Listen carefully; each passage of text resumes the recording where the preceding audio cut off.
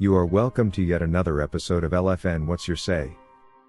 The #1 listening show where we discuss real issues with real people like you. We are still featuring R. Kelly. Real name Robert Sylvester Kelly. Also known as the R&B King. In the wake of surviving R. Kelly, focus was turned to the R&B King, and eventually we saw an indictment by the district attorney's office which claimed to have carried out a proper investigation aside following the rumors and social innuendo to determine him guilty. But did the government really take time to investigate? There is nothing to show that they did investigate this matter on their own. For all they talk about is how they called out for anyone who believed they were a victim of R. Kelly to come forward and tell their story. These stories were actually kept private and never published. The now outgoing district attorney of Cook County has appeared on several interviews where she has only mentioned the infamous Surviving R. Kelly documentary as her inspiration to indict Robert Kelly, and also stated how she called upon these women to come tell their stories, and that's what she calls an investigation. We are therefore not wrong to conclude that there was no proper investigation, if any, carried out to find conclusive evidence that R. Kelly was actually guilty of the charges that were imposed on him. Just calling out on women to come tell their stories is not enough.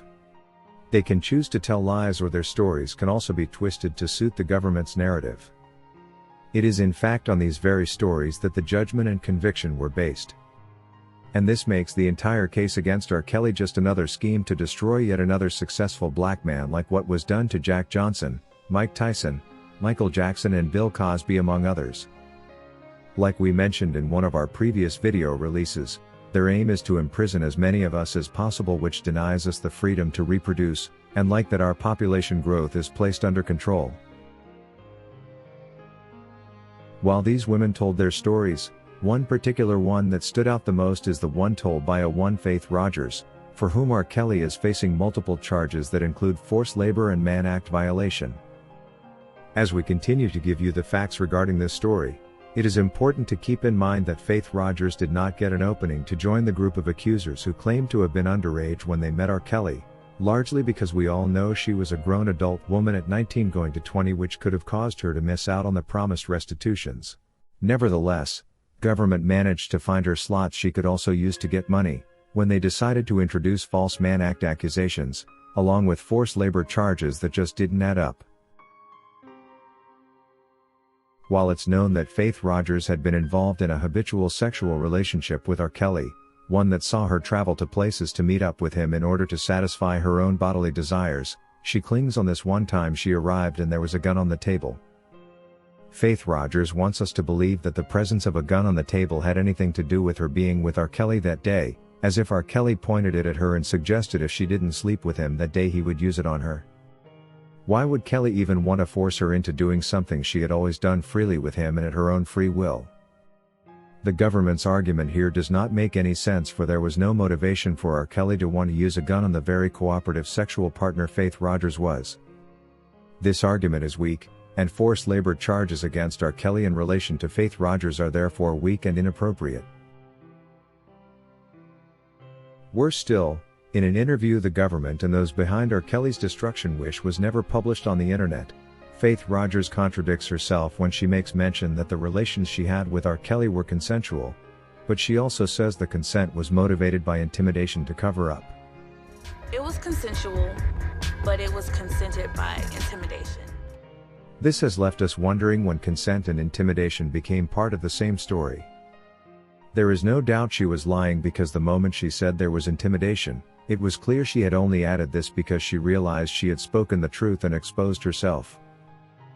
Why such statements are completely ignored and disregarded yet they hold the real truth of the matter is very hard to understand. So they said these things in the public domain and later told their stories to the district attorney in private, and we are supposed to believe the latter. We don't know, while we ignore the real truth told when these women spoke freely. Why should we be selective on what to take as truth and what to reject? The government should have interrogated these real stories from public interviews which happened before R. Kelly was ever arrested. Their content was much more substantial as evidence than the guided stories which were told in private. Meanwhile, The involvement of the surviving R. Kelly team of producers in what they believe was an investigative production was also a little too much for a commercial company like Lifetime that is primarily formed to target profits. The commercial nature of the documentary, which makes it available on Google Movies and Netflix as a pay-to-watch series, completely disqualifies it as an advocacy production. The district attorney's office therefore shouldn't have based on it as the trigger for an investigation, which we are also not convinced ever happened.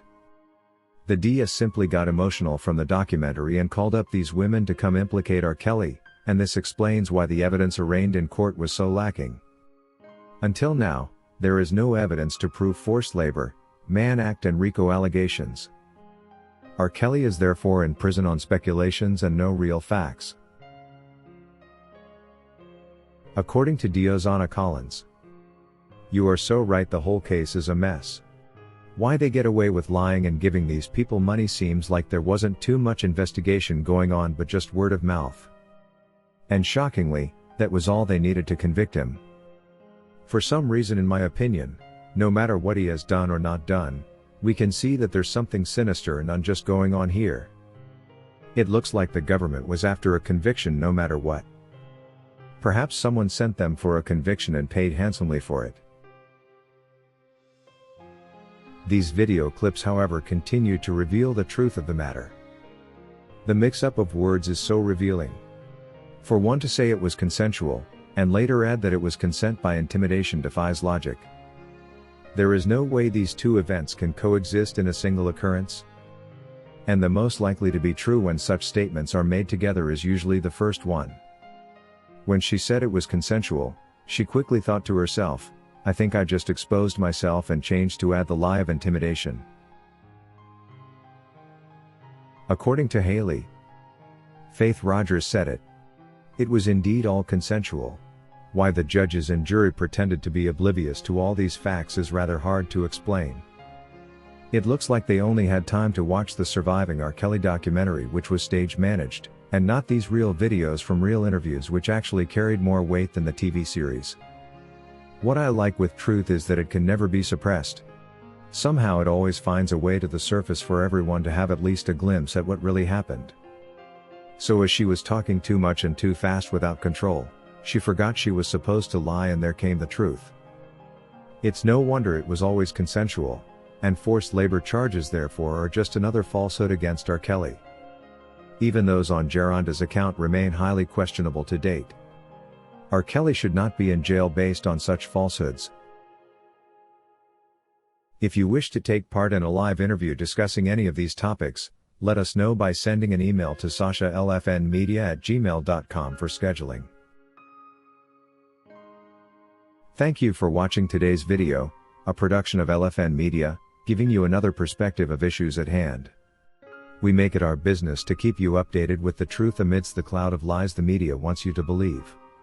It is therefore important to subscribe to this channel, hit the bell icon and allow all notifications so that you don't miss out whenever we publish a new video.